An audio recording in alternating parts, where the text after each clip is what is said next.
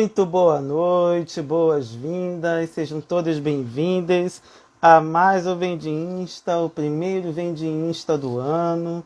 Vamos aguardar nossa convidada para a gente começar o nosso bate-papo. Então vamos todos chegando aí para a gente poder entrar numa boa.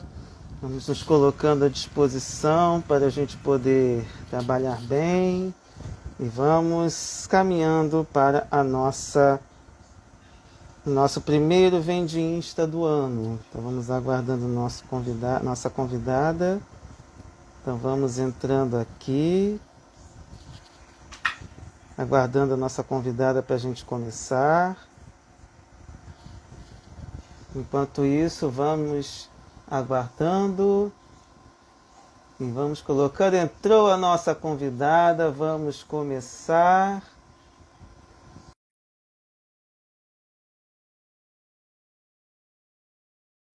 Para a gente trocar nossas ideias. Bem-vinda, Lídia. Tudo bem, querida? Oi, querido, tudo bem, Felipe? Seja muito bem-vinda. Aproveitando para saudar Saunglert. Não sei se é assim que se lê, me perdoe se eu falei errado, tá, Saunglert? Chegou também. E Arley Bernard, Juan Bedian entrou também. Muito bem-vindos todos que foram chegando para a gente poder bater esse papo nesse, a gente chamaria numa linguagem de nerd, crossover, Progirações e Sejus. Muito bem. É uma Tranquilo. satisfação estar aqui com vocês, né? Sejus, esse coletivo tão querido, e que aí a gente faz essa partilha e essa via de mão dupla nesse diálogo maravilhoso, né? Intercoletivos e ao mesmo tempo, né, construindo coisas intersubjetivas também. Com certeza. Aproveitar para saudar JMLLQRZ, que chegou aqui também, Jamile, entrou. Jamile Jamile, querida. bom saber. Infelizmente eu vou esquecer o nome, porque eu sou terrível para essas coisas. Mas, de qualquer forma, bem-vinda também. Tem o Soundglet está falando aqui, chamando Sandra aqui também. Soundglet também mandando joinha.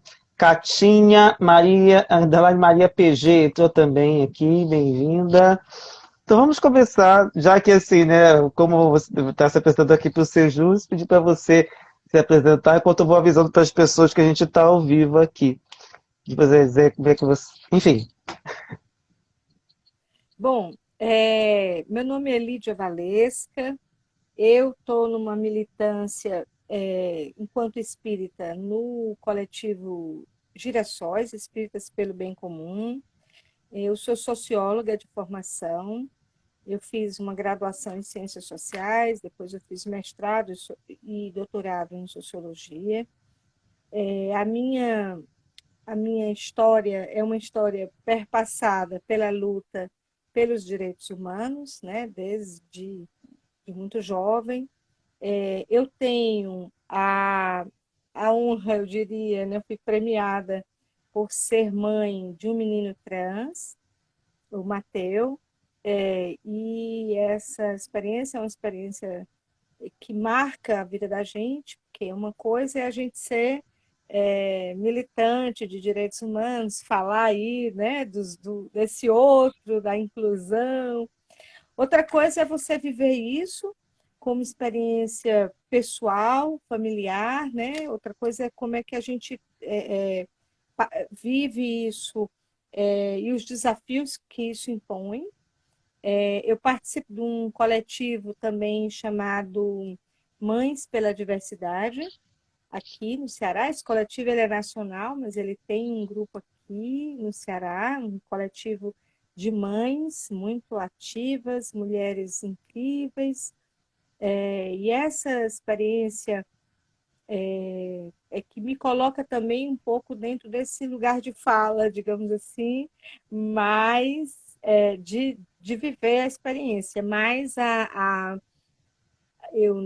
nossa vivência, que é a vivência de defensores de direitos humanos, de pessoas que têm uma conexão, digamos assim, com o que é mais sagrado, né? que é a vida e a defesa da vida, né, como espírita, que sou desde de muito jovem, me coloca também dentro de uma significação especial também no campo dessa minha experiência neste mundo, nesse tempo, né, no que eu vivo, que eu faço, né, como pessoa. Muito bom. Aproveitar para saudar aqui, a Jamile estava falando, o nome mais difícil do Instagram. É Não se mesmo. preocupe, Jamile, outros devem estar bem mais difíceis. São concordou, disse boa noite, gente, Jamile. Thaisa R. Gouveia entrou também. Isabel, underline Cristina, underline Fernandes entrou também. São Glória comentando, nossa, esse coletivo. Cadê? Deixa eu nossa, esse coletivo tem grupo online, minha filha é trans. Na verdade, eu acho que tudo é online, né? Nessa altura do campeonato, né? O Girassol está online, Seju está online. A Sanglert, eu não sei se assim se pronuncia o nome, o coletivo Mães pela Diversidade tem no Brasil todo. E ele tem páginas no Instagram, no Facebook, né? E tem também as conexões via outras redes sociais. E esse ano a gente não está podendo se encontrar, desde o ano passado, presencialmente, mas tinha encontros presenciais também, né? É verdade. E. Sandra! Valeu, Sandra! Ah, tá. Conversa é Sandra, tá certo. Por isso que eu estava aqui meio perdido, mas tudo bem. Priscila DC Underline entrou também. E aí vamos continuar o nosso papo aqui. Como é que foi seu contato com a doutrina espírita? Bom, eu tenho uma história para contar, ela é muito grande. Eu até estava falando, Felipe, esse negócio aí a gente vai passar a noite inteira conversando, tem que otimizar o tempo. É, Tá, eu vamos otimizar.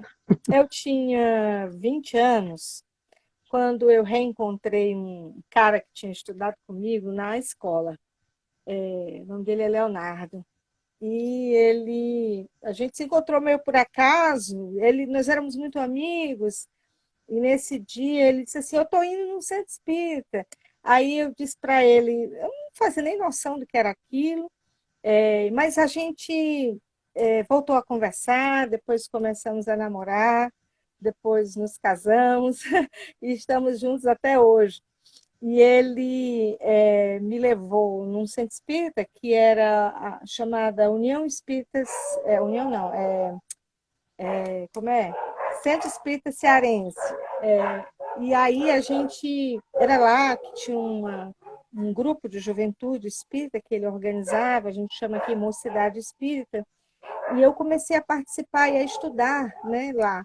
Então eu tenho um jargão que diz que no espiritismo as pessoas procuram o espiritismo pelo amor ou pela dor. Eu digo, literalmente foi pelo amor mesmo, porque eu estava lá afim daquele cara e ele estava indo lá e eu fui junto. Antes disso, eu tive uma participação muito intensa na pastoral de juventude do meio popular. Então, eu acho que a minha história com a religião começou muito cedo, com a espiritualidade, com a busca pela espiritualidade muito cedo. E aí eu era adolescente ainda quando participava da pastoral de juventude, da Igreja Católica e tal. E, e eu vinha também com essa bagagem, né? Então, esse encontro com o Espiritismo foi um encontro também de outras experiências que agregou, né? Com outras experiências que eu tinha desde a minha participação na pastoral de juventude aqui em Fortaleza. E aí, essa vivência, ela foi uma vivência complementar, né, de complementariedade. A gente não existe, no Espiritismo, não existe conversão, né? Então, ninguém se converte, não é uma passagem de um canto para o outro, como se você sai de um canto e vai para o outro, não. A gente vem com a experiência, né, da gente. Eu vim com muita experiência, uma bagagem bem interessante da pastoral de juventude, e de muita militância também com a juventude na época que eu era ainda adolescente, né? Então essa experiência ela se foi se agregando. Muito bom. Aproveitar para saudar Vladimir Dalva Advogados. Vou entrar aqui também Salve, agora. Vladimir, querido. Ah, é muito bom, né? Quando chega, vai chegando gente assim que a gente conhece, que a gente tem um Os carinho, amigos, acho muito né? legal. É, isso é muito bom. E é possível estabelecer a conexão entre a doutrina espírita e a sua profissão? Olha, eu preciso dizer duas coisas muito importantes que às vezes é meio incômoda de falar. Para mim também não foi fácil. Mas mas hoje está mais fácil. Antigamente era menos difícil, era menos fácil, hoje mais fácil. É que não, no começo, eu falei para você, eu tinha 20 anos, eu era um estudante de ciências sociais, eu vinha com uma bagagem crítica muito grande, eu vinha das pastorais sociais desde a adolescência, eu vinha da militância no movimento estudantil, então tinha muita coisa que eu vinha agregando. Então, quando eu comecei a conhecer o espiritismo, eu achei algumas coisas parece que não cabiam, não se encaixavam. Eu tinha desde já um olhar muito crítico, mas, ao mesmo tempo, eu penso que a minha experiência é uma experiência vivida. Não é só dos estudos espíritas que a gente foi fazendo, né, que a gente passa por aquela fase, que é a fase de conhecer as obras básicas, de entender, mas mais que isso, foi também a experiência de viver isso na prática. Então, aquilo que a gente foi estudando e que eu fui, digamos assim, é, é, é, descobrindo, né, e conectando com tudo aquilo que eu já vinha na minha vida e na minha trajetória, foi me dando também muita força para compreender outras coisas que alimentavam minha alma. Então, assim, talvez houvesse mesmo uma busca por uma espiritualidade mais viva, né? E uma espiritualidade que pudesse confortar, no sentido de um conforto mesmo, de trazer paz, mas também diante das buscas e das diversas perguntas que a gente se faz diante do que é a vida, do que é a morte, por que há sofrimento no mundo, porque que são as perguntas que a gente faz, que são perguntas filosóficas, né? Não são perguntas fáceis, que foram me ajudando também a compreender algumas coisas, e a viver, e a passar por elas. Né? Então, não foi só no campo teórico de aprender, ele foi num campo experiencial, né? Da vida, da experiência. Então, eu acho que eu me sinto, digamos assim, fui amadurecendo junto com tudo aquilo que eu fui descobrindo, eu fui estudando, fui percebendo, né? Mais do que a dimensão intelectual, ela é uma dimensão vivida e sentida. Então, eu acho que isso me fez, foi importante para eu passar por diversas experiências. Por exemplo, o desencarne da minha mãe, primeiro o desencarne da minha tia, que era uma tia-mãe, depois o desencarne da minha mãe, depois o meu envolvimento com a população de rua, que eu tenho um projeto aqui com população de rua. Enfim, tantas coisas que a gente vai vivendo e vai aprendendo e vai se deparando, que a vivência espiritual de uma prática vai lhe ajudando a compreender, a compreender e a viver e a passar por aquelas experiências, algumas difíceis e dolorosas. Imagina. Aproveitar para saudar Franklin Félix, chegou aqui agora, e Gisele Taragão também, bem-vinda também. Bem-vindos. Aí, exatamente, bem-vindas todas aí. Eu queria saber, você falou que a sua filha é trans, né? Filho, O é, filho, perdão, é filho é trans. um filho. E como é que foi essa percepção, como é que foi essa experiência? Que certamente temos mães e temos pessoas aqui que depois vão ver essa entrevista, que de repente vivenciam ou vivenciaram essa situação. Pois então, ela foi uma experiência marcada por muita, digamos assim, muita serenidade, mas porque a gente já tinha uma disposição, digamos assim, para um acolhimento independente. Mas a gente sabia que o meu filho Mateu, antes que ele se autodeclarasse Mateu, né? Ah, sim. Ele era uma menina muito complicada, no sentido. Então, quando ele se define, né? Quando ele se aceita e quando ele revela isso para o mundo, foi muito bom, porque essa pessoa que antes, desde da infância, né, vinha com muitas dificuldades, com um incômodo, havia um sofrimento ali, que eu não sabia o que era, que a gente não atingia, e que a gente não conseguia entender. E aí ele sempre se recusou também a fazer psicoterapia, a gente insistia. Eu sabia que tinha uma coisa que precisava, né?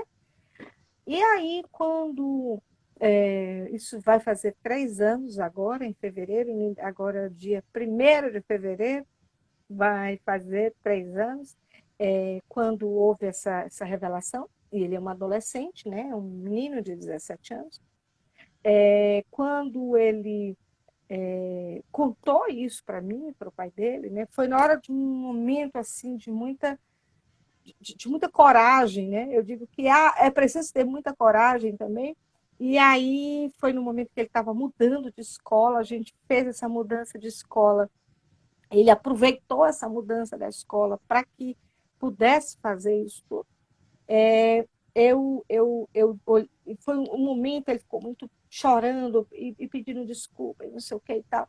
E aí eu peguei ele firmemente assim pelo braço assim e disse: olhe bem nos meus olhos o que eu vou lhe dizer agora. 3 coisas você vai precisar entender. A primeira é de que o meu amor por você é incondicional. Você pode ser quem você quiser ser. Segunda coisa, você vai ter que aceitar fazer psicoterapia, que ele sempre se recusava, né? E a Uhum. terceira coisa, você vai ter que ter paciência comigo, com seu pai, com a nossa família, porque a gente vai viver uma experiência nova. Então, nesse dia, era um dia de terça-feira, segunda-feira, no início da semana, eu passei o resto da semana, eu e o Leonardo, com uma sensação de que meu filho poderia morrer a qualquer momento. E é uma experiência muito ruim. Depois eu narrando isso para a psicóloga disse ele já está, a sua filha estava morrendo, estava nascendo um filho de fato, né? Então era uma experiência de luto e de dor forte, né? Então assim, as pessoas não vamos romantizar, dizer assim, é facinho, foi bom, uma pessoa que tem uma cabeça boa, um pai, uma mãe que tem uma cabeça boa, vai viver. Não, a primeira semana, a segunda semana, a terceira semana, o primeiro nome, a mudança de nome, e aí como é que eu chamo o nome, né? Havia um nome, havia uma escolha pelo nome. E como é que eu deixo de chamar por um nome feminino para começar a chamar um nome masculino? Aí eu não conseguia falar. E eu não conseguia dizer o outro nome. E aí, não dizer o outro nome, eu começava a dizer assim: meu amor, Vedinha, Chuchu, sei lá o quê. Eu não chamava o nome, eu não conseguia dizer Mateus. E isso foi um processo. Isso foi um processo até relativamente longo, né? Porque eu não internalizava isso, né? Eu tenho pensado muito nessa coisa do nome, porque tenho vontade de escrever, inclusive, sobre isso. Porque o nome é algo que a gente recebe do outro, né? Quando o seu filho vai nascer, você pensa um nome para ele, você imagina, você projeta e dá um nome. Quando o seu filho toma para si, né? E a autodesignação da sua vida, do seu gênero, do que ele quer ser, do que ele sente ser, é uma experiência, eu já falei, de muita coragem, mas também de profunda transformação na própria estrutura psíquica, mas também social e também, né, no nosso caso, familiar. E aí a gente foi. A pandemia nos ajudou muito nisso. Esse ano foi o ano que a gente mais se aproximou, que a gente ficou junto o tempo inteiro. Então, não tinha como escapar disso, né? Não tinha como escapar disso. Não fazem 3 anos. Eu disse que esse último ano foi o ano mais intenso e, ao mesmo tempo, mais fácil para que a gente se aproximasse ainda mais. Então, esse é o lado bom, digamos, desse momento do isolamento social, né? Porque é nele que a gente passou a ficar mais junto o tempo inteiro, né? Alguns meses, 3 meses, em que a gente ficou isolado, só nós dentro de casa. Então, essa experiência também foi muito proveitosa para que a gente entendesse também quem é o Mateus, né? Quem é essa pessoa? Ele é um menino, um artista, ele tem uma sensibilidade incrível, ele é um ser de muita luz, ele é uma pessoa com uma experiência de meditação, de reflexão, de crítica também muito forte. Então, eu agradeço ele, que os embates que a gente tem, às vezes, cotidianos, por exemplo, de ser do contra e de dizer coisas e tal, também é importante, porque às vezes a gente tem tudo na teoria, mas na hora que a gente vai aplicar as coisas na prática, né? Então eles, mãe, tu é libertária, tu é isso, é aquilo, mas aqui, né? Como é que é aqui? Como é a experiência, como é a vivência? Então eu acho que é nesse momento em que essa riqueza que a gente tem de viver uma experiência dessa, de poder experimentar mesmo, não é só do campo teórico, porque eu tinha muita teoria, muita experiência de vivência, de militância, de não sei o que e tal, mas outra coisa é você ter isso dentro, né, dentro do campo relacional e do enfrentamento disso com uma sociedade que é heteronormativa, uma sociedade que é machista, uma sociedade que discrimina, que mata, né? Então é nessa hora que a gente vai também para esse embate, levando o nosso apelo para que essa pessoa possa existir, para que ela tenha o direito de existir, para que ela possa ser quem ela é de fato, em essência, né? Então, é aí que a gente vai trabalhando ao mesmo tempo as dimensões que são políticas, porque isso perpassa a dimensão política, mas também ela perpassa a dimensão experimental, né? Existencial da vida, daquilo que a gente traz e vive junto, como família, como mãe, como cidadã, enfim. Verdade, muito bom mesmo. Esse depoimento até me emocionou aqui um pouquinho. Porque aqui eu até disfarcei aqui. Aproveitar para saudar a Rejane Underline Garcia. Mandou Rejane, também aquela carinha com querida, quanto dois, tempo? carinha com dois corações nos olhos.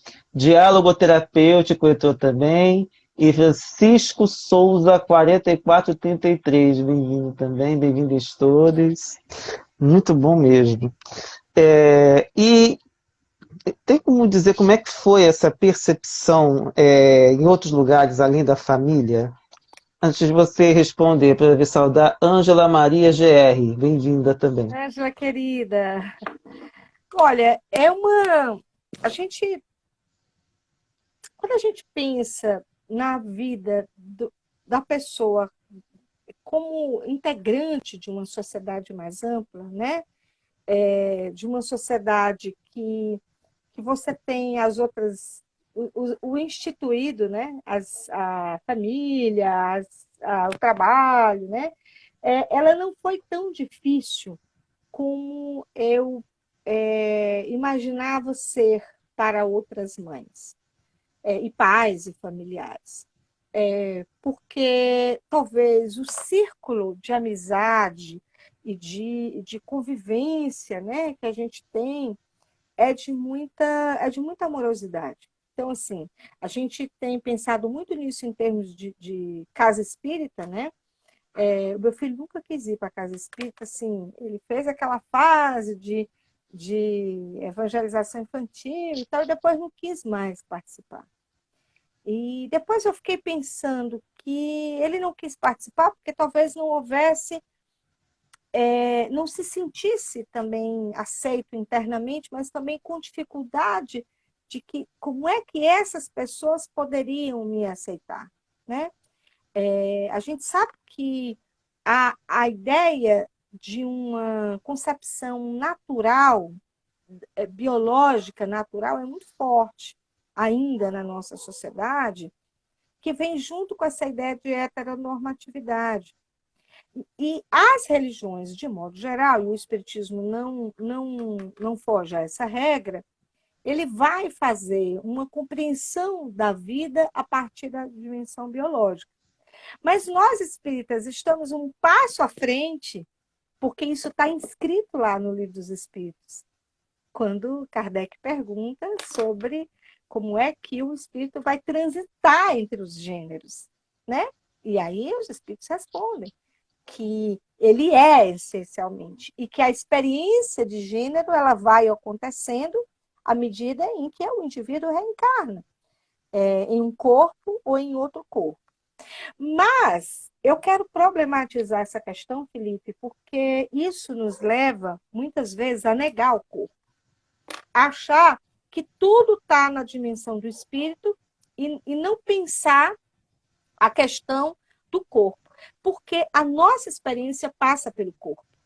A gente precisa entender isso, inclusive dentro da discussão espírita, teórica espírita. A nossa experiência passa pelo corpo, a gente se reconhece pelo corpo. Mesmo que eu saiba que eu sou um espírito e que eu estou hoje aqui, mas eu tenho um corpo. Eu posso ser negra, eu posso ser branca, eu posso ser homem, mulher, né? Viver aí as situações como mulher ou como homem e tal. Então, essa questão, que é a questão do corpo, a gente não pode achar que o corpo não existe, que não é importante, a despeito de que existe um espírito imortal ali. Então, de fato, existe um espírito imortal. E está escrito lá. Os espíritos nos ajudam a compreender isso a partir dessa transitoriedade da nossa vida diante da eternidade. Então, nós vivemos sucessivas vidas e temos nessa sucessão de vidas muitas experiências. Por outro lado, a gente precisa entender que é pelo corpo que eu me experiencio que eu me reconheço. Então, no caso do meu filho, por exemplo, não se sentia, aquele corpo não pertencia, né? Não se sentia como a sua essência como pessoa, porque essa é a questão de gênero que muitas vezes as pessoas não entendem, né? Eu quero até fazer um parêntese aqui, que eu não sou uma grande estudiosa da questão de gênero. Tudo bem. Eu sou, não sou, porque a minha compreensão dessa questão da transexualidade e da dimensão do gênero, como eu falei, ela é sentimental, ela é vivida pelo meu sentimento, pela minha percepção e pela carga amorosa imensa que eu tenho pelo meu filho. Então, mais da minha concepção rasa que eu tenho, né? De gênero, a gente tem que entender que gênero não é sexo. Que há a questão da sexualidade e há o gênero. O gênero ele é mais profundo, o gênero é a essência. É como eu me vejo. Só que esse se auto-ver, se perceber, passa pela dimensão de um corpo. Por isso que a gente não pode negligenciar um corpo. Por isso que o espiritismo não pode, a despeito de entender que eu sou um espírito imortal, não trabalhar e não perceber e não compreender a dimensão do corpo. É pelo corpo. Eu estava até pensando outro dia que é por isso que existe perispírito. Entendeu? Porque senão eu seria nada, eu seria uma essência, eu seria luz, eu seria nada, eu seria entende? Um sopro, como é o sopro, né? A metáfora do sopro divino. Mas eu não sou um sopro só divino, esse sopro se faz um corpo. E aí o que acontece? Essa essência tem um corpo. E aí é por meio desse corpo que eu me reconheço, que eu sei quem sou, né? Que eu posso me designar homem ou mulher. É por este corpo, que é o corpo negro, por exemplo, que sofre racismo, né? é pelo seu corpo de mulher que sofre assédio. Então, é esse corpo que a gente tem que perceber. Porque quando a gente se distancia da discussão sobre corpo e a gente coloca tudo dentro do campo da essência, porque nós somos essencialistas, né? A gente acredita na essência, é verdade, mas essa essência ela não pode se desconectar da ideia de que eu sou um corpo, de que eu tenho um corpo, que é por meio do corpo que eu existo neste mundo e é por meio desse corpo que eu me reconheço. Então, no caso da transexualidade, esse corpo, a pessoa não se reconhecia naquele corpo. Não se reconhecia naquele corpo. E aí, não se reconhecendo nesse corpo, você precisa contribuir para que essa pessoa seja feliz, para que ela possa se reconhecer, para que ela possa ser pleno, para que ela tenha direitos, para que ela tenha o direito essencial primeiro, que é o direito a existir, né? A existir. Porque o modo mais fácil de você matar uma pessoa é negar a essência dela, né? É negar o direito de que essa pessoa tenha de existir como pessoa humana, que foi isso que aconteceu em tempos passados. Porque a transexualidade era sempre vista como uma aberração, como algo, um transtorno, né? Uma coisa, uma doença. E aí, quando isso era visto, esse outro ele estava num lugar que era um lugar sempre do proscrito e não de alguém que merece existir no mundo, né? Por isso que a gente precisa encontrar também essa discussão sobre a essência e a existência no Espiritismo, e não se perder na dimensão essencialista. Muito boa reflexão. Até porque essa parte que você trouxe, a gente costuma até traduzir assim, a identidade de gênero, que é esse reconhecimento de si, né? A orientação sexual, com que a gente se atrai, aquela questão emocional e sexual também. Mas tem outros patamares de sexualidade que às vezes não são tão divulgados, mas que seria necessário que a gente analisasse. E é interessante que nesse ponto o estudo espírita ainda está muito aquém, mas na verdade não só o estudo espírita, eu acho que todas as pessoas que estão ligadas a alguma religião estão muito afastadas disso, porque ainda estão ligadas à questão moral, até, digamos assim, hipócrita, né? Porque eu vejo que muitas vezes, como tem até um caso de uma figura que fez um vídeo tenebroso que de vez em quando circula, vai e volta, não é o Divaldo, não é outra figura, falou de uma questão especificamente sobre a questão de um ato sexual, como se isso fosse a coisa mais importante, quando você está trazendo aquilo que é o essencial. O essencial é o amor, que a gente tem que ter uns pelos outros. Jesus tem o amar ao próximo como a si mesmo. É esse o ponto que a gente tem. Por que não amar o meu filho, que está passando por essa situação bem peculiar de transição de gênero, de se acertar consigo mesmo para ser feliz, né? Então isso é que é o mais importante. E a própria questão do próprio rearranjo familiar que teve que ter essa mexida, né? Essa coisa de morre a filha e nasce o filho. Gente, que belíssimo isso. E É, é. internamente E isso é essencial. Né? essa morte, ela requereu de mim, e principalmente nós, eu, a irmã e o pai, um luto também, uma espécie de luto. E a gente precisa entender isso, porque não dá para a gente também, como eu falei, romantizar e dizer assim, foi bem facinho, não. Porque as pessoas às vezes dizem assim, o Mateus nasceu na família certa, né? Foi ótimo, programou para vir na família certa. Eu disse, espera aí, veio na família que era para vir mesmo, mas as coisas elas vão operando também dentro da gente, porque essa transformação ela vai ocorrendo de modo subjetivo em todas as pessoas da família. É claro que quando a gente ama, e aí eu sempre digo que quando a gente ama, as coisas elas vão ficando mais fáceis, porque quando a gente ama, a gente precisa entender que o que a gente quer é o bem-estar do nosso filho. Então, se eu quero o bem-estar do meu filho, se é isso que eu almejo, que é isso que eu quero, então eu não vou medir esforços para isso. Eu vou virar uma leoa, se for preciso, para, para defendê-lo, né, de qualquer mal que vier pela frente. Por isso eu estou no grupo das mães pela diversidade. E lá só tem fera. São leoas mesmo, que às vezes precisam mostrar os dentes, né, pelos seus filhos. E aí, mas por outro lado, a gente vai nos perpetrando também de uma amorosidade que não é só pelo nosso filho, é por todos os outros filhos. Né? A gente vai fazer um mês que aqui no Ceará a gente está de luto por uma filha nossa que morreu barbaramente, né? No município aqui, que foi o município de Camusim. E esse ato brutal, né, nos chocou por duas razões. Primeiro, porque foi cometido por um outro adolescente, né, de 18 anos, que ele é um adolescente, né? E depois, porque ele vem com a carga muito forte da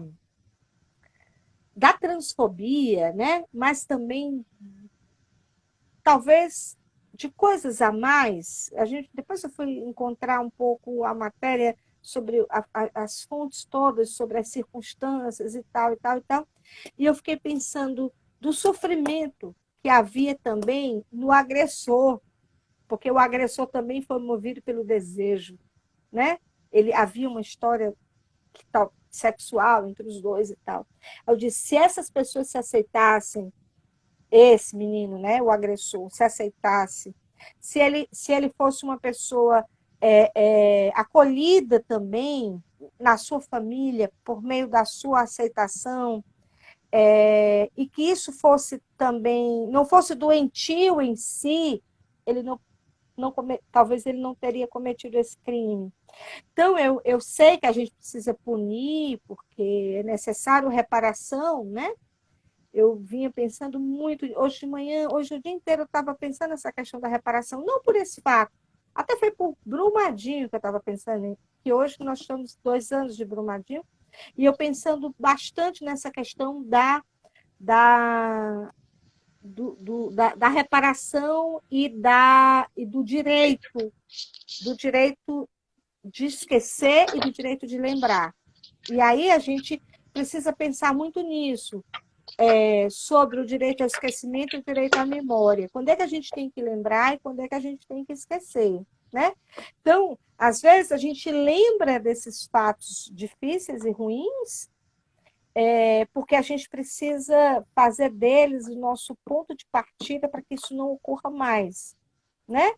Então, a gente vai lembrar do Holocausto, a gente vai lembrar da ditadura militar, a gente vai lembrar de Brumadinho, a gente vai lembrar do assassinato, né, da Karen aqui, para que, não para punir apenas o agressor e fazer dele, né, transformar ele num cruel assassino e tal, não, mas para que a sociedade veja que isso que aconteceu não pode mais acontecer.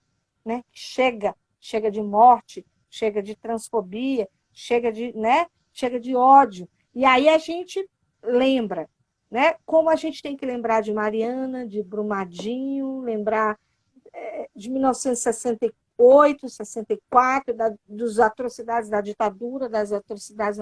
Então, isso é o direito à memória, né? Por outro lado, a gente tem que entender quando é que a gente precisa esquecer, né? E aí o É verdade. esquecimento,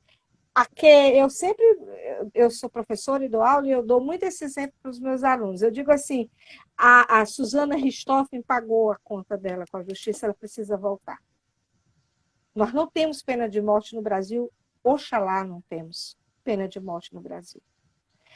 Mas é preciso que ela volte. Ela cumpre a sentença e cumpre e volta. E a sociedade precisa acolher esse que volta. Então, esse é o direito ao esquecimento.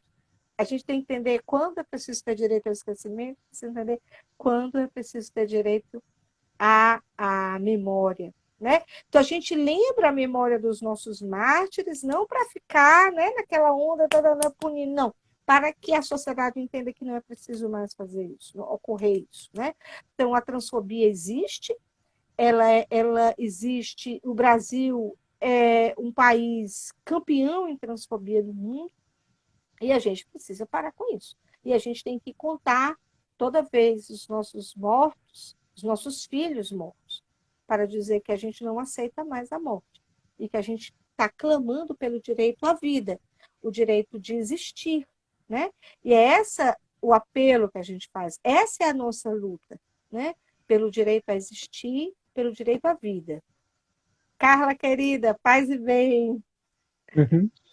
Aproveitar para saudar também Carlos.moura.374, Hebe Colive, Elieta Coelho, Rosana Silva Mock, e Carla chegando, já deixando paz e bem.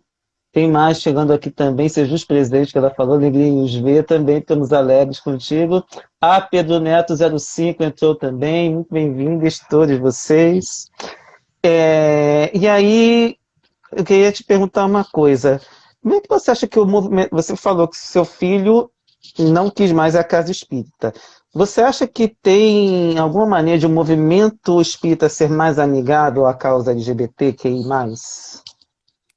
Bom, eu acho que a gente já tem alguns avanços, né? Mas ainda falta muita estrada pela frente. Meu filho não quis, bem da verdade, não houve nenhum, eu não conheço assim, nenhum fato que pudesse dizer assim, que foi excludente, né? Que foi agressivo. Eu não tenho nenhum fato assim para contar, ele não tem nenhum fato para contar. A gente aqui em casa, nós somos muito pelo diálogo interreligioso. Então, eu até digo, às vezes, publicamente, tem horas que eu me sinto. Eu estou estudando um pouco o sufismo, que é uma tradição espiritual aí do Islã. Aí eu disse assim, gente, eu estou estudando, não virei muçulmana ainda, mas eu queria dizer que eu tenho um pezinho lá, eu às vezes tenho um pezinho ali no candomblé, às vezes tenho um pezinho e tal. E ele, o Mateus, tem um pezinho forte no hinduísmo. E aí, quando ele veio querer estudar um pouco as práticas hindus, a meditação, ele não tinha nem ainda feito o processo ainda de aceitação da transexualidade, manifestação, né, da sua transexualidade, a sua não é manifestação que eu quero dizer, é da sua decisão de tornar isso uma coisa pública. E aí eu acho que foi um caminho que foi a escolha dele. Mas a gente faz o Evangelho no Lar todos os domingos. E aí, esse Evangelho no Lar, os domingos, a gente estuda várias obras, além das obras espíritas. E aí a gente aproveita para incorporar autores não espíritas. Por exemplo, Thich Han, que é um autor que vem um pouco da experiência do budismo e do cristianismo. Ora, a gente pega filósofos. Então, a gente vem fazendo essa imensa costura, né? Mas a crença, os postulados espíritas estão todos internalizados neles, nos meus filhos, de forma muito intensa, porque isso faz parte da nossa experiência, da nossa visão de mundo, ela é o paradigma que está no nosso mundo. Agora, a casa espírita precisa avançar porque ela precisa, como eu falei, olhar para o corpo. Aquilo que eu falei antes, olhar para o corpo. Eu sinto, às vezes, a casa espírita como um lugar muito disciplinado. E é semelhante à escola, ao quartel. Sabe, Michel Foucault, quando vai falar da disciplina, o quartel, a fábrica, né, o presídio, esse lugar que é um lugar disciplinado. Às vezes ele não é um lugar de criação, ele não é um lugar de revelação, né? De um lugar onde a pessoa possa, de fato, estar ali como potência, né? E aí, a Carla falando aqui do Tinhat Hanna, Netflix. Beleza, Carla, boa dica. E aí, eu acho que a Casa Espírita precisa ser esse lugar da diversidade. E quando eu digo da diversidade, não é só da diversidade sexual, não, é da diversidade humana. Porque quando os lugares são muito disciplinados, ele não possibilita nenhuma forma de conflito, ele não permite a potência. Então, eu tenho também a sorte, eu tenho duas sortes aqui que eu acho que vale a pena para a minha experiência. É que a casa espírita que eu estou aqui, que eu participo, que é o Solar dos Girassóis, eu quero dizer que esse girassol é antes do nosso coletivo. Essa casa é antiga, tem mais de 15 anos, ela foi fundada por uma grande mulher, que foi a Ângela Linhares, que é uma educadora, uma mulher incrível, e chama-se Solar dos Girassóis. Felipe, ele é redondo, como uma oca, a construção. Começou pela construção. Ele é um redondo, como uma oca indígena, não tem sala, tudo acontece nesse salão redondo. Depois a gente construiu duas salas atrás, que é exatamente assim, para estar mais reservado e tal. E começou um trabalho intenso com criança, com arte, com música. Então, está numa comunidade, que é uma comunidade José Walter, aqui em Fortaleza, que é uma comunidade também, assim, que tem, não vou chamar a comunidade carente, assim, mas que tem segmentos empobrecidos nessa comunidade, e os jovens vieram muito.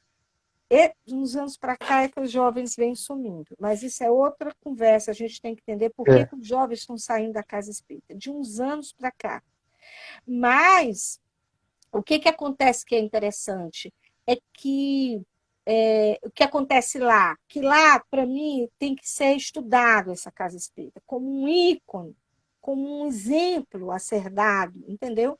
Que era um espaço de criação, era um espaço de livre manifestação do pensamento, mas também da multiplicidade de pessoas. Então, vinham pessoas da comunidade, de modo geral, não era nós e eles. Porque o que acontece nas casas espíritas aqui em Fortaleza tem muito.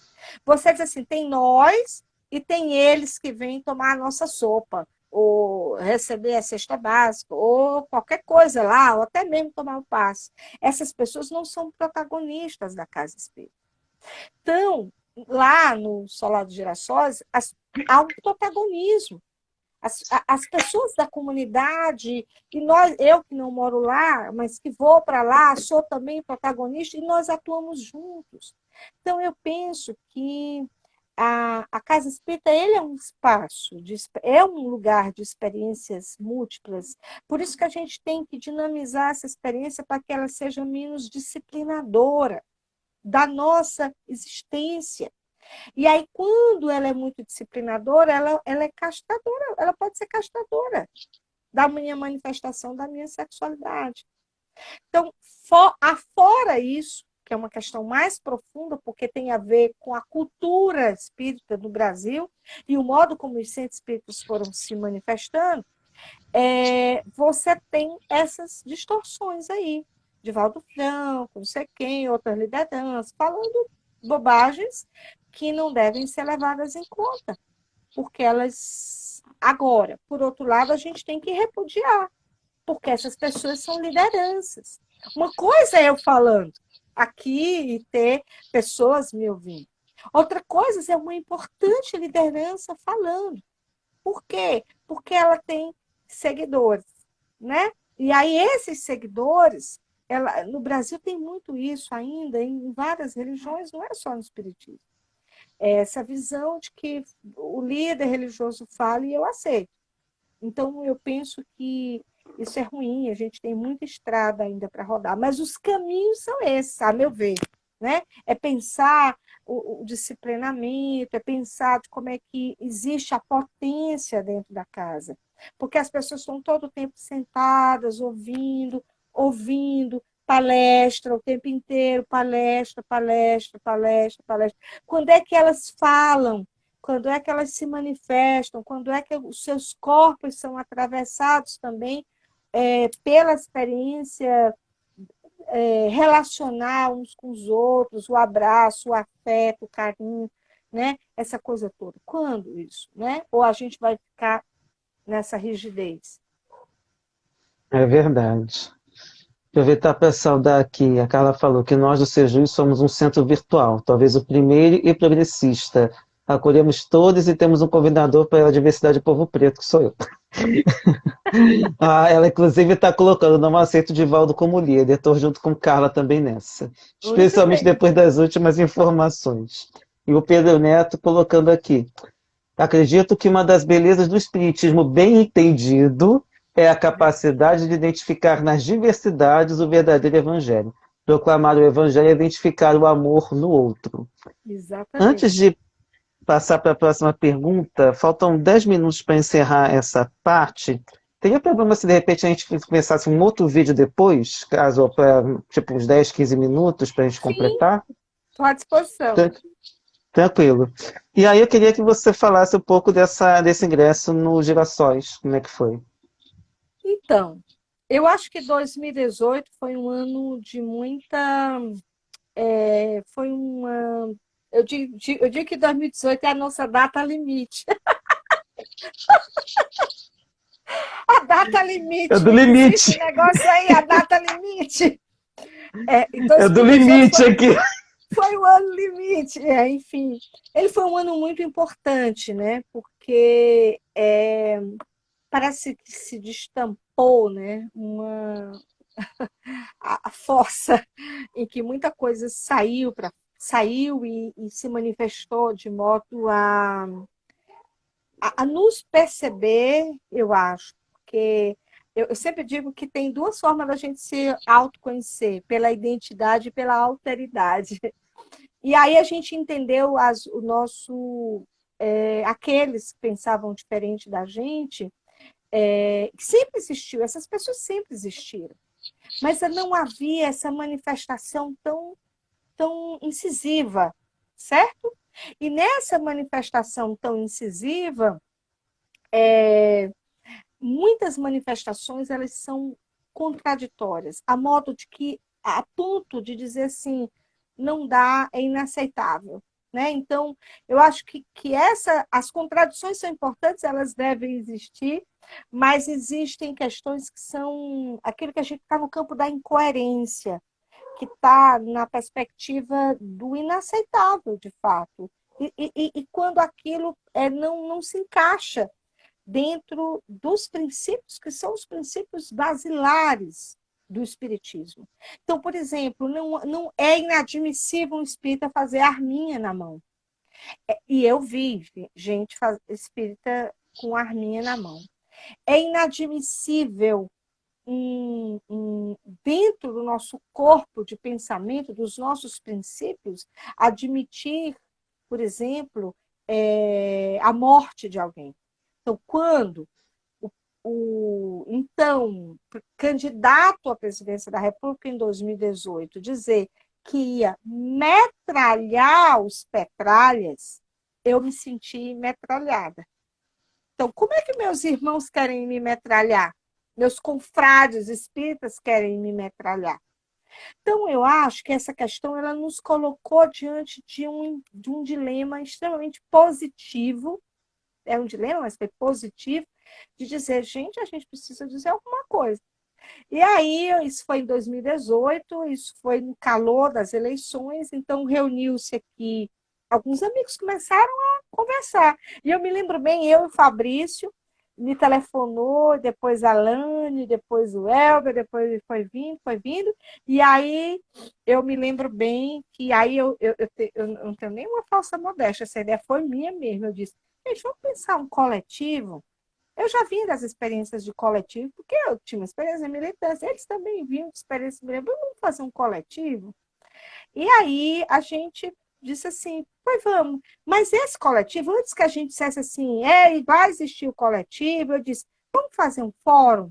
Vamos chamar as pessoas para conversar, não é impossível. Então, a gente começou a pensar nisso e a gestar isso juntos, e as coisas foram acontecendo, e foi chegando gente, foi chegando gente. E as pessoas que foram chegando, elas diziam coisas, Felipe, que eu não imaginava.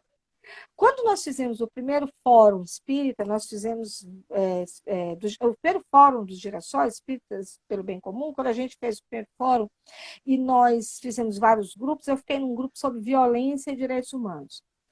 Eu achando que eu ia discutir violência, direitos humanos, outras coisas, as pessoas começaram a falar das violências que elas sentiam na casa, foram expostas na casa espírita. Eu juro para você Nossa, que eu chorei. Nesse dia eu chorei, eu chorei. As pessoas falando e eu chorando. Elas falando das violências sofridas. Porque votava no fulano de tal, outro votava no outro tal, e que não sei o quê. Pessoas que eram impedidas de aplicar o passe, pessoas, né, que foram convidadas a sair da casa espírita. E essas pessoas ficaram sem lugar e começaram a nos procurar. E começaram a encher um grupo de WhatsApp de mais de 200 pessoas. Até hoje tem 200 e tantas pessoas. Esse grupo ele é impossível de ser, porque ele é polifônico. Aí o que acontece? As pessoas vinham sofridas, eram narrativas de dor, de, de, de, de, de, de alguém que vinha lá e dizia que ela não podia se manifestar, de ser cerceada na palavra, de poder dizer sua livre manifestação de pensamento. E aí a gente foi criando canais de comunicação, foi promovendo coisas, promovendo estudos. Nós não somos um centro espírita, a gente quer capilarizar os centros espíritas, a gente quer que cada girassol seja uma luz no seu centro espírita de origem, né? E aqueles que não saíram, né? Porque muitos ficaram sem casa. Apesar de que, muito recentemente, as pessoas assim, todo mundo está um lugar para a gente reunir. Então, a gente tem as casas em que nós somos aceitos. E nas casas que nós somos aceitos, nós somos, né, nós temos muitas casas, entre eles a minha casa, que eu falei, no Solar, mas também no Grupo Espírita Casa da Sopa, onde eu também atuo, no Centro Espírita Francisco de Assis, né, no Vidal da Penha, aonde tem girassóis. Então, a gente decidiu que era legal capilarizar também e entrar dentro do movimento espírita com a nossa narrativa, com aquilo que a gente acredita e trazer ali a fundamentação de fato em Kardec, nos postulados espíritas originais, né? E fazendo com que eles possam ser estudados, sejam melhor compreendidos, né? Então, a gente deseja que o espiritismo seja bem compreendido. E aí a gente traz luz aí por meio da nossa programação, enfim, do nosso investimento, né, no movimento espírita daqui do Ceará. muito bom. Deixa eu só ver aqui. Agora eu vi essas mensagens aqui, deixa eu ver aqui. Chegaram aqui A3 Pinheiro, Jaci Mário H. Aqui também tem outro nome meio difícil. Vou soletrar. ELHAJJAWDAT. Deve ser Eljadat, mas fica aí também. E os comentários, a partir do que a gente comentou, né? Que aí a Sandra lembrou do Divaldo. Divaldo não, do Adolfo Dutra. Aquele Adolfo Dutra é um horror. Ele deixou até umas mensagens de enjoo aqui também. Aí aquela, bota horror. Ah, aproveitar também. Sheila.sj Peixoto entrou também, bem-vinda. E ela falou que Haroldo, aquela falando que Haroldo era de virar Divaldo, mas deu ruim lá e agora virou coach. E aí a Sandra, meu Deus, coach lá no umbral. Bom, a gente está chegando no limite do tempo. Aí eu vou pedir então para a gente fazer a troca de vídeo. A gente vai sair, terminar essa live, começar uma outra e convidar todo mundo que está aqui presente. Cidinha, Modesto entrou também. Mal chegou, já vou pedir para você aguardar para a gente entrar na nova live, tá, querida? Então, até daqui a pouco, tá? Até já, até já. Até já, gente. Tchau, tchau. Vamos lá para a nossa parte final, para a gente poder concluir o nosso papo. Está muito agradável, muito esclarecedor, com muito amor que a gente está fazendo aqui também, ficando até essa hora aqui e trabalhando da melhor maneira possível. Já entrou nossa querida Lídia, já vem para cá, dando uma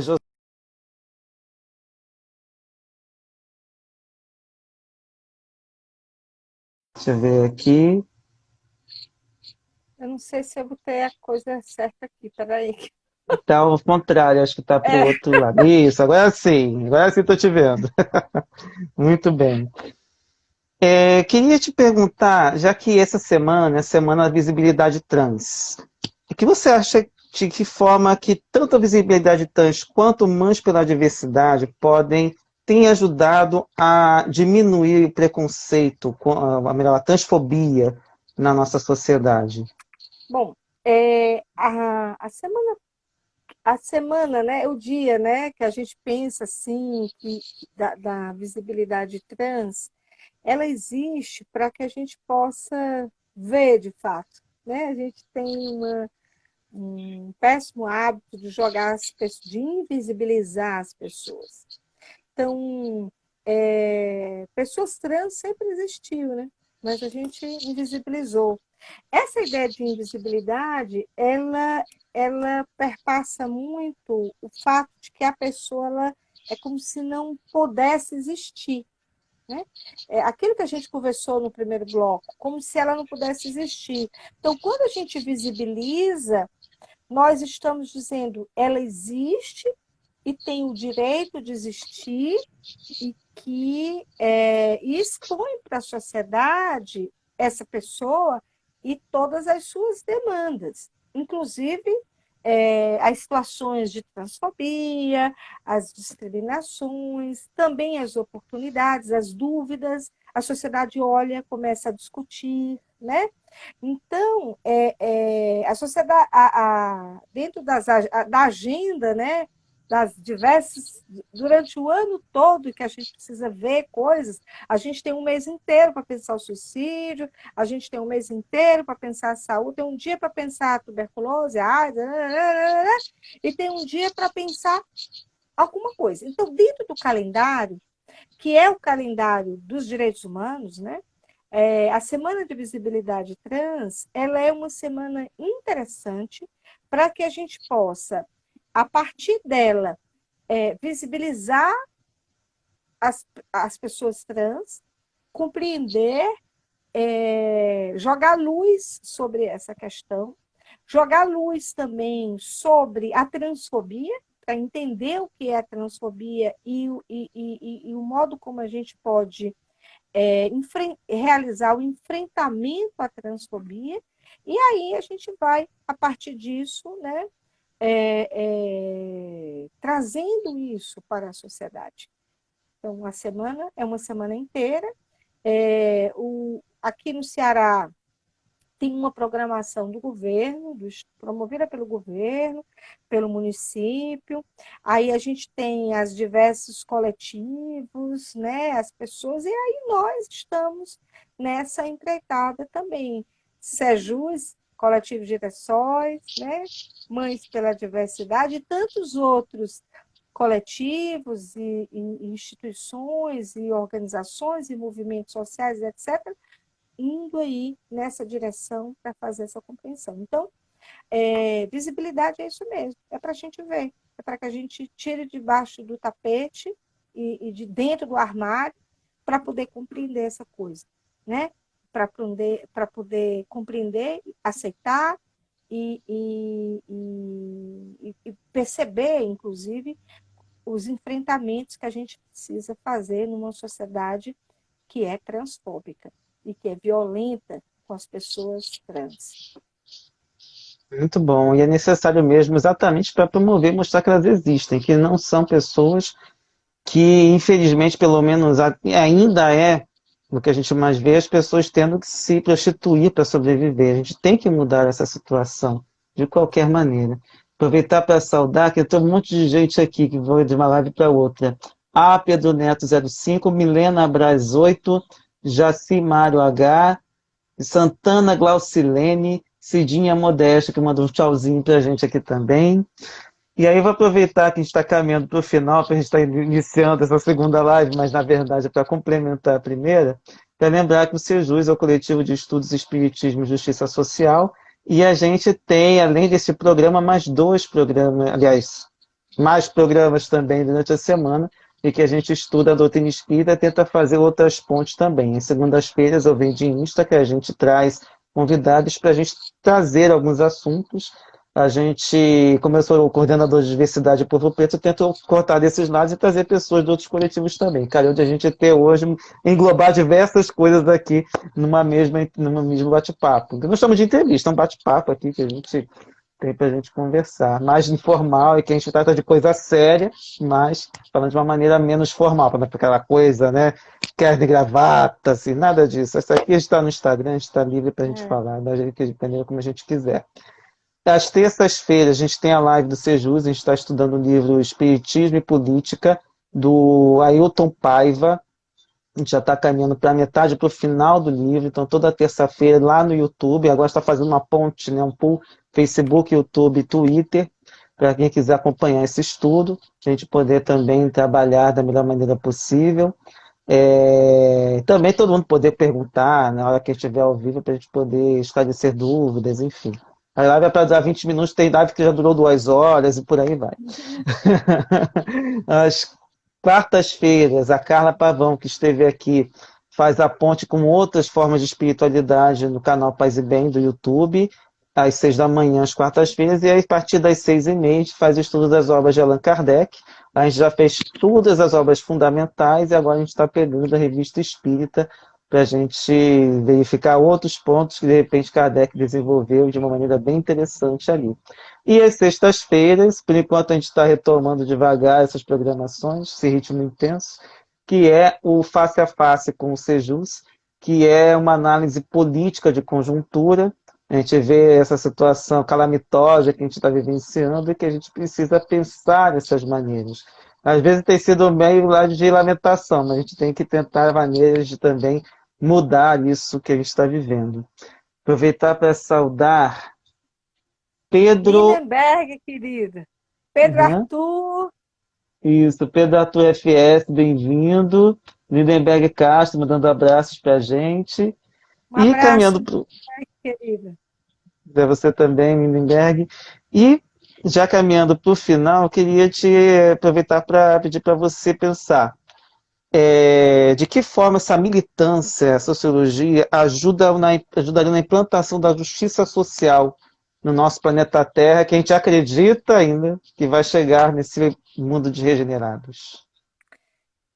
Verdade. Essa é a nossa utopia, né? Para que serve a utopia? A utopia serve para que a gente possa continuar caminhando, né?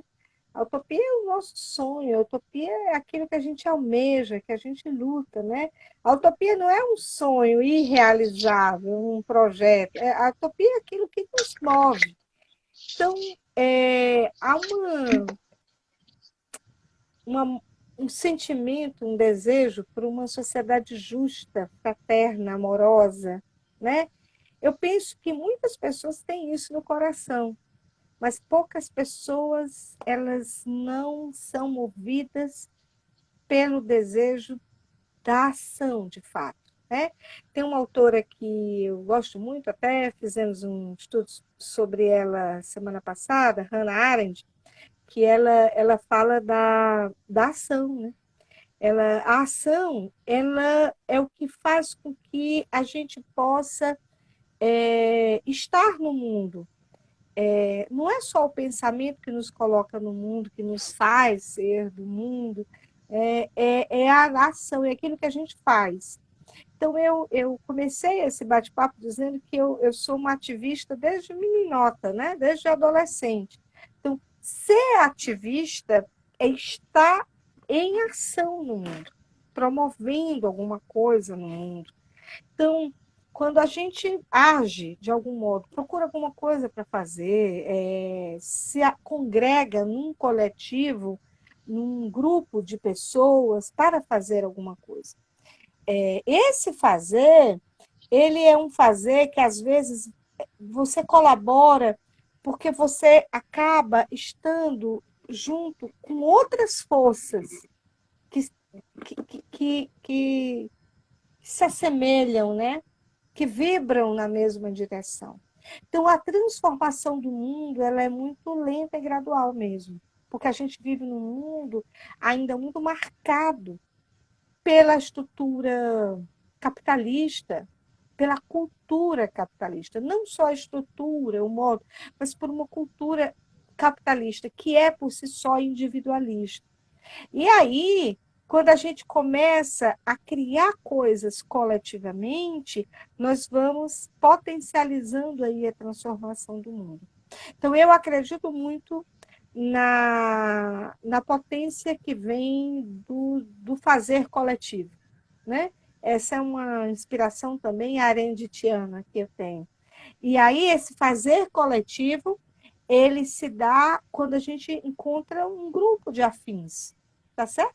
Pessoas afins, em que a gente dali vai fazendo coisas. E a gente vai se conectando em rede.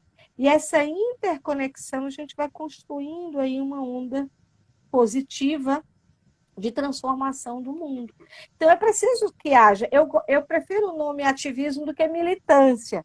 Militância tem uma conotação muito belicista, sei lá, militarizada, né?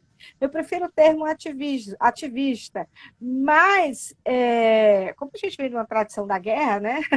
Das batalhas e da guerra, eu venho pensando muito nisso, como é que eu mudo as palavras, a gente usa muito, eu estou lutando por determinadas coisas, a gente é muito atravessado pelo imaginário da guerra, e aí a gente acha que nós estamos lutando pelo mundo novo. Então, eu prefiro dizer, nós estamos agindo para um mundo novo, por um mundo novo.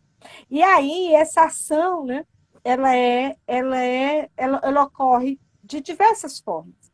Ela ocorre dentro do nosso microcosmo, dentro do nosso, né, dos grupos maiores da sociedade, isso vai atingindo o mundo, porque a gente vai se conectando com pessoas também que têm esse mesmo desejo, né, essa vontade aí de transformar o mundo. E aí a gente vai dando a nossa contribuição no tempo em que a gente vive. Porque nós, antes de nós, outros já vieram e também deram suas contribuições. Então, nesse nosso tempo, nós somos contemporâneos. Todas essas 9 bilhões de pessoas que estão no mundo hoje, nós somos contemporâneos. Nós estamos vivendo o mesmo tempo. Então, qual a minha contribuição para o tempo que eu vivo hoje? Essa é a questão que a gente tem que se perguntar. O que eu posso fazer? Mas esse pode fazer não é individual. Outro dia eu estava tentando refletir sobre isso. O coletivo não é a soma dos individuais. Não é. O coletivo ele se dá de modo orgânico quando a gente faz as coisas com elemento coletivo, com organicidade. E aí a gente precisa voltar-se para o coletivo, precisa voltar-se para as comunidades. A gente precisa voltar uns para os outros. E esse voltar uns para os outros, já tentando não me alongar muito, Felipe, ele precisa ser cósmico. E essa é a questão da minha vida hoje. É pensar numa perspectiva cósmica, isto é, numa interconexão entre nós e os outros em todas as partes do mundo e até fora do planeta, da exosfera, daquilo que está além ainda de nós aqui. Então, aquilo que ocorre lá em Manaus me atinge. Por quê? Porque nós somos um só. Nós estamos dentro de uma dimensão cósmica. E o cosmo é essa interconexão. O cosmo ele é o todo. Então, daí a gente percebe uma dimensão ecológica da vida. Porque nós somos essa interconexão entre nós e a natureza, entre nós e o outro, entre aquele que está fora da minha casa, mas que... Então, essa dimensão, que é orgânica, que é cósmica, ela precisa ser repensada, ela precisa ser vivida, ela precisa a gente trazer para a gente, porque a cultura individualista é muito forte na modernidade. E aí essa cultura individualista nos impregnou, de achar assim, cada um faça a sua parte. Não, é o que podemos fazer juntos. Não é só o que eu faço individualmente, é o que nós podemos fazer juntos. Então, é um convite. Vamos fazer juntos aí algumas coisas, a transformação do mundo. E aí eu estou nessa, com o Sejus, com o Ágora, né? Aproveitando aí a presença aqui do nosso querido Lindenberg, e com outros movimentos sociais, e com os movimentos espíritas progressistas. Enfim, vamos fazer juntos. A gente é um convite pelo coletivo. Muito bom, agradeço muito. E aproveitar para saudar aqui _mais_nutri, Felipe Truque e Ana Cláudia Laurindo, a livre pensadora, entrou também, deixou essa carinha com 2 coraçõezinhos nos olhos. Infelizmente chegaram ao final, mas de qualquer forma, vou pedir para você deixar sua mensagem final para todo mundo.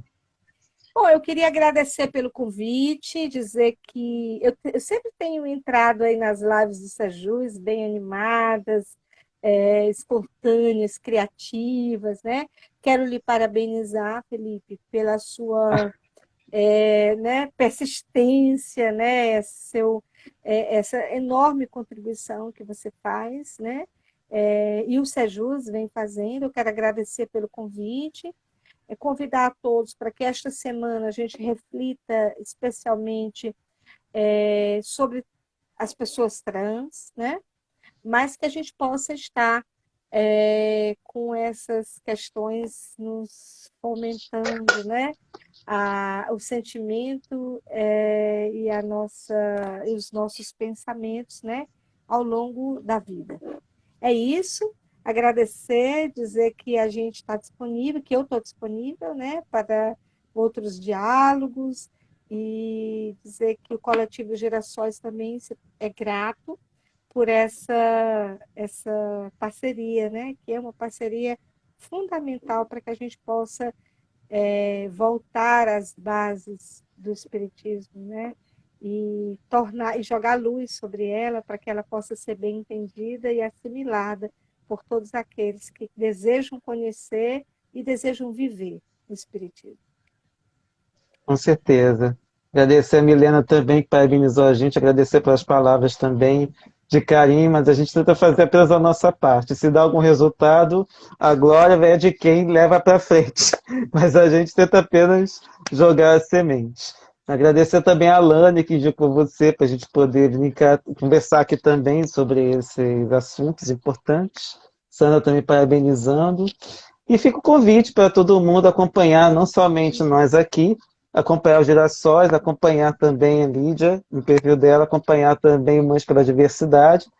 E semana que vem, se não me engano, vai ter outra pessoa também desse coletivo, e aí a gente vai fazendo o nosso trabalho. No mais, um forte abraço para você, Lídia.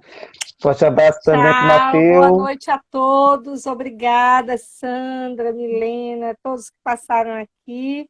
Foi uma honra saber que vocês ficaram me escutando, né, nessa 1 hora, e agradecer essa conexão bem-vinda e amorosa.